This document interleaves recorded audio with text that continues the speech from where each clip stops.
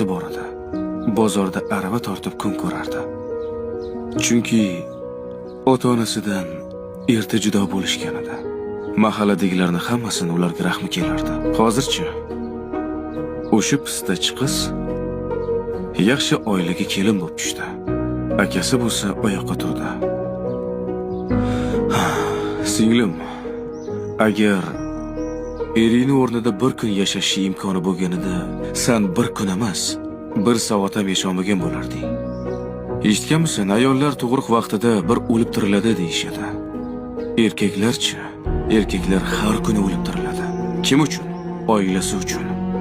Sen bo'lsang, Instagramdagi hayotga havas qilib o'tiribsan.